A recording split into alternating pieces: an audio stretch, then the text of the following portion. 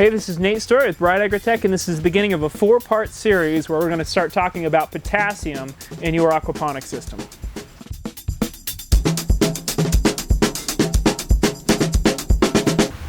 Potassium is one of the most complicated elements in our system, and in almost all systems, potassium is kind of a trouble nutrient. It's going to either be deficient or close to deficient unless it's being supplemented.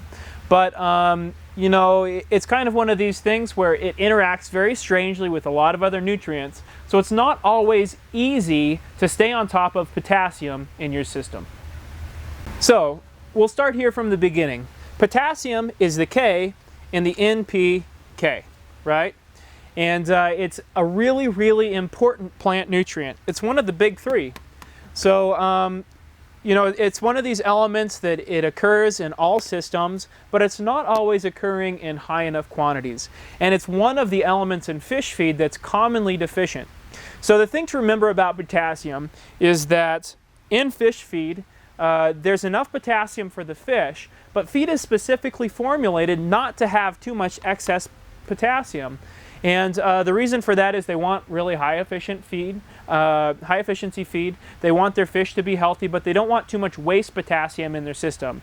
So what this means is that potassium, which is a major plant nutrient, often isn't occurring in your system solution in high enough quantities. So because of this, it's always a really good idea to understand kind of what's going on with your potassium so that you can be supplementing it as it's needed. So to kind of go back to the beginning here, potassium exists in our solution in the form of kind of this positive ion, okay? So it's just floating around in our system, and it's very soluble. And the nice thing about it is it doesn't precipitate very often, okay? It takes some kind of extreme circumstances to cause potassium to precipitate. So if it's in our system, it's either locked up in another organism, or it's actually soluble in the solution and available to the plants, hopefully. So the potassium in our system, we know that it's floating around, it's soluble, but one of the problems is that in the presence of other ions, potassium isn't always available to the plants.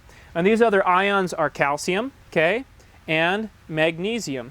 So calcium and magnesium ions, they're in our solution, and the problem is a lot of the time the plant has a difficult time distinguishing between calcium, magnesium, and potassium. The pumps that the plant uses to take up potassium are oftentimes the same ones that take up calcium, magnesium, and or the cells, if there's too much calcium, it has a very hard time pumping potassium into the cell. So too much calcium, too much magnesium can make our potassium unavailable. What this means is that even though we might have plenty of potassium in our system, if there's too much of these other elements, oftentimes we see potassium deficiencies. Another kind of confusing factor is that a lot of these deficiencies all look the same, okay, to the untrained eye. So if you're kind of new to growing and you're starting to see a deficiency, it might be a potassium deficiency or a calcium or a magnesium deficiency or iron or even a nitrate deficiency. And if you don't really know what you're looking for, it can be really confusing. So as part of this series, I'm going to talk about how potassium interacts with kind of the plants in our system, how it interacts with these other elements, how we recognize when it's deficient, and then, of course, how we treat it.